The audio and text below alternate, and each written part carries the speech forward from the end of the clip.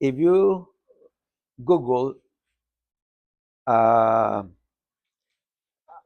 why is the Earth tilted, or you can Google how come we have the Earth tilted, and you're gonna find out.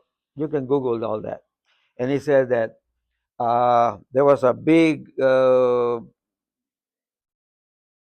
planet or whatever came and it hit the Earth, you know, and anyway, it broke a piece, and this became the world, and a piece of the another piece went and became the moon, and eventually this is why this is tilted and is created because it was hit with a meteorite, a big meteorite, and they're going to tell you a bunch of things, you know, how life created started, but this is a big bang actually. That's why I think they call it a big bang. So we come from a big bang. The Earth comes from a big bang. Okay. Now let's see how true it is. Um, if you go and Google, can we survive if the Earth was not tilted? You know, can we survive if the Earth was not tilted, and we can survive?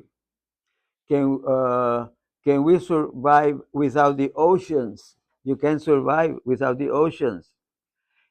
If you take the world and straighten it up, we can survive. If you make everything Earth and there's no oceans, we can survive.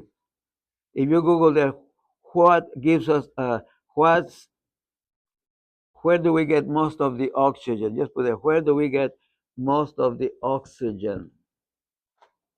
And Google is going to tell you from the oceans. That's where we get most of the oxygen. 70% of the oxygen, I think. So, so it is important that we have the oceans to survive. And if the Earth was not tilted, we would not have the seasons. See, if the Earth was like this, everywhere it will be the same temperature everywhere.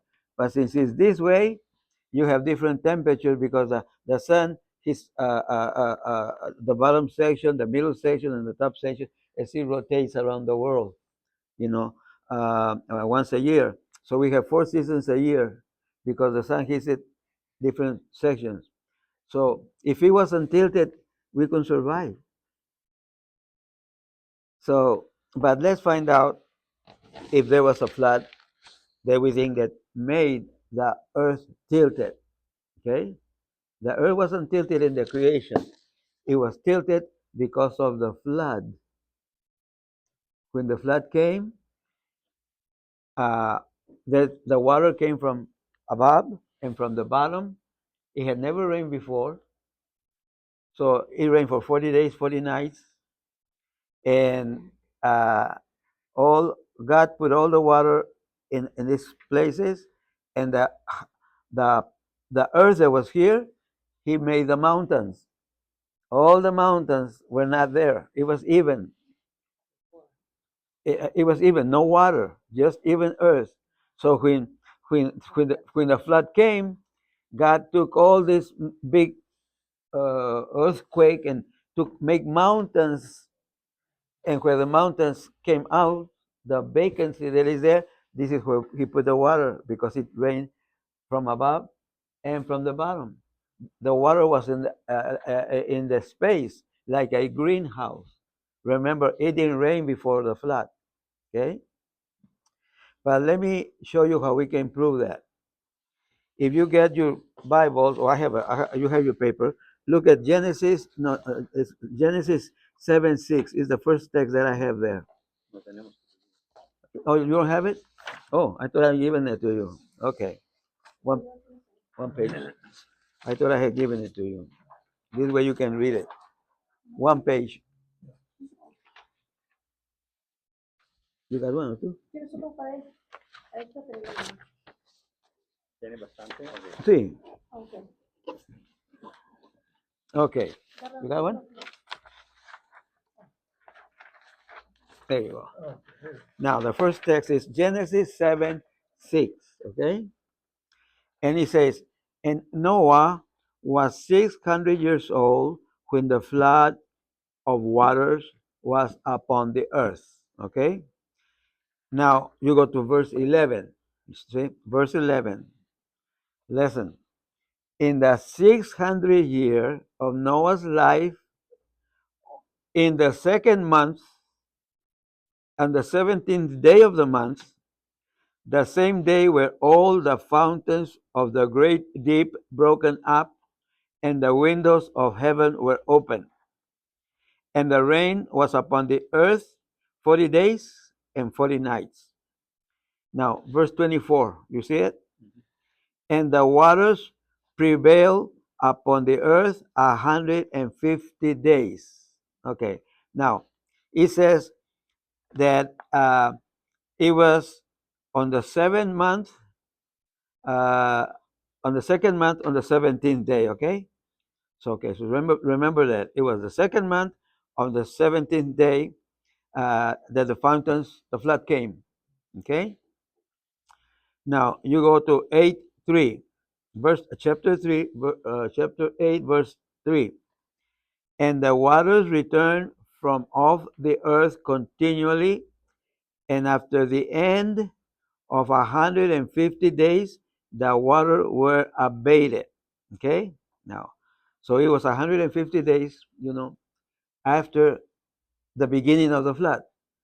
Okay, after 150 days, and then it says, and the ark rested in the seventh month on the 17th day of the month. Okay, now from the 17th day of the second month to the 17th day of the just a minute, 7 months. How many months? 5 months. 5 months, exactly to the date, right? Exactly to the it was 5 months. Okay, in the calendar at that point it was 6 months, 150 days, or 5 months. Okay, now uh,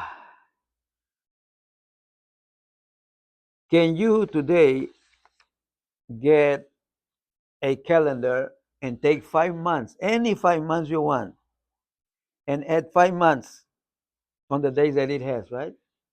And you're not going to get 150 days at all. On any 5 months, you cannot get 150 days today, because today we have two calendars. Let's go back. 5 months, 150 days. Okay. Uh, another 5 months, another 150 days, right? That's 10 months, right?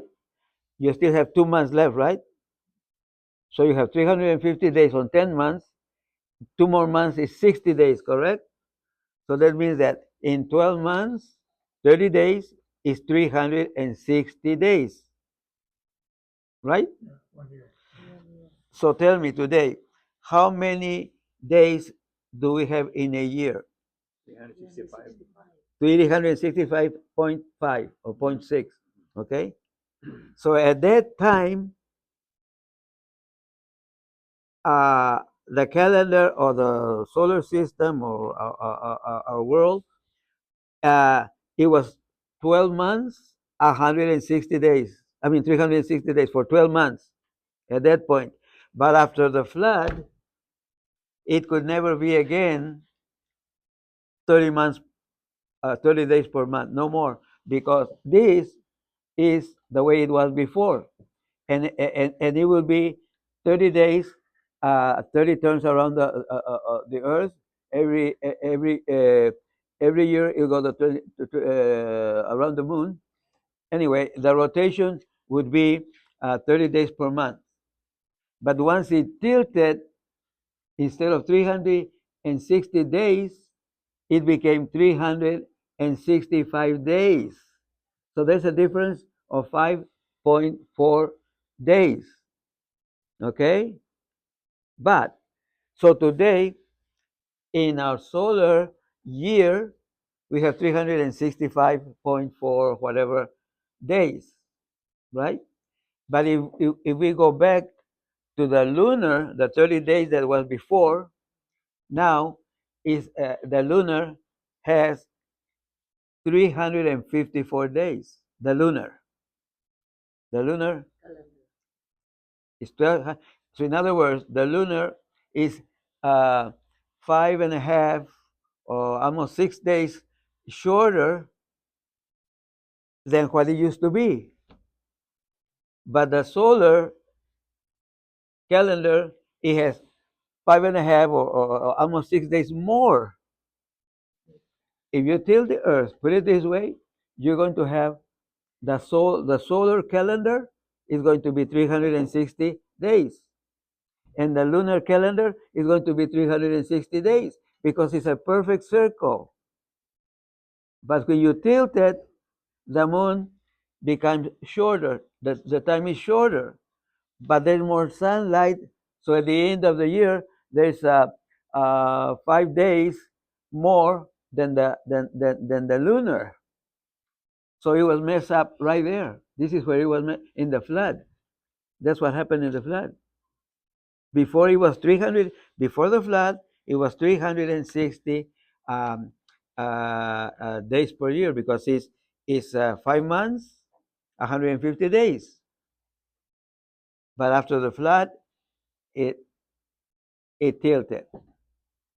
If the earth had not tilted, we could not live. We could not live. We need the earth to be tilted so that we can have summer over here, fall over here, winter over here. If you live in California, or like right now, you can get papaya, you can get watermelon, you can get cantaloupe, you can get cherry, whatever you want, you can have. But they bring it from the other parts of the country where it's spring or summer. Wherever summer is now or fall, they're harvesting. See? In another place that there is a spring, they are planting. See? If this world today was like this, then the sun will hit it in the middle and we will burn because everything will be the same heat all over because the sun will be hitting it like that. So when God sent the flood, He made the mountains to make hollow so that the water could fill in here and produce oxygen for us. And he tilted so that the sun will not hit at one point the same temperature. So it was always be a place to plant, harvest, and seed, so that we could survive.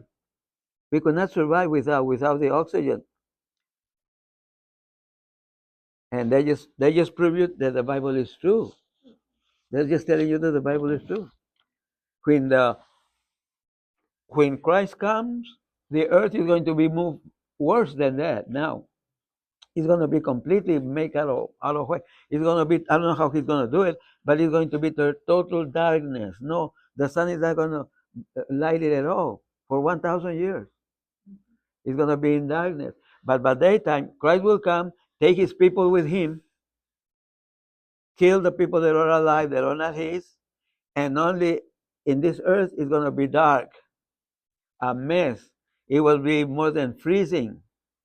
And for 1,000 years, Satan and his angels are going to have to stay here themselves. That's the only thing that they're going to be here is just the demons and Satan for 1,000 years. Till Christ comes back after 1,000 years and renews the earth and destroys Satan. And then he put the earth the way it was and without rain. No more rain. But there'll be no more oceans, no big, huge lakes. It'll be like a greenhouse again, like in the beginning. It was like a greenhouse. Remember, it didn't rain. There was a moisture around. There was always plants that were always healthy. They didn't need the water because of the like a greenhouse. But so what I'm just trying to show you is that uh, the world believes about the Big Bang and that this happened, and from the oceans there was a little germ or whatever, and it continued to grow, became uh, animals and then became humans and all. It's completely ridiculous, completely ridiculous.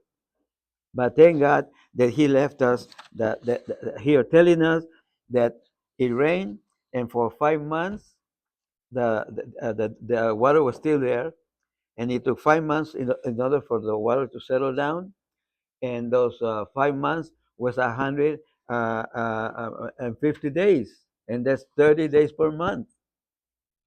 So at that point, it was the month was lunar, and it was 360 days, but it ended there. From there on, it has come the solar calendar. It became 5 days more, and the lunar five less. If you were to take the lunar and the solar calendar with the 354 days and the 365 plus days and put them together, you have 720 days. You divide it in half, and it gives you the 360. It will be back to balance again. See, uh, I look in the computer and it says causes the tilt of the earth causes the seasons. The tilt is the primary reason for seasons, not Earth's changing distance from the sun as Earth orbits.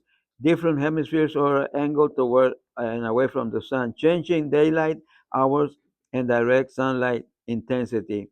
And then he says that it gives you, it prevents extreme temperatures, keeping the planet habitable, and distributing solar energy more evenly over time, rather than having permanent scorching tropics and frozen poles. If it wasn't for that, it'd be all frozen and all heat. There would be no seasons.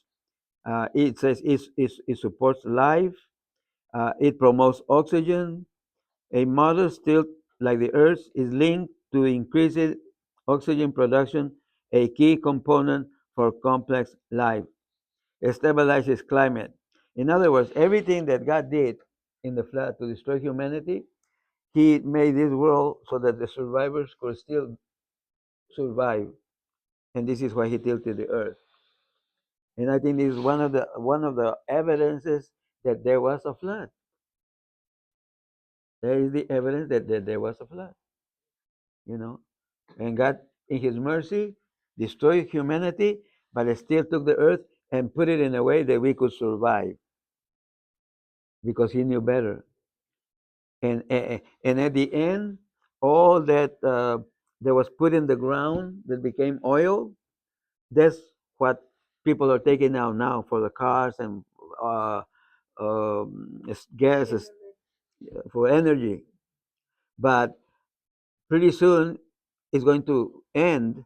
And when you start with the earthquakes, uh, there's a lot of lime underneath, and then there's charcoal.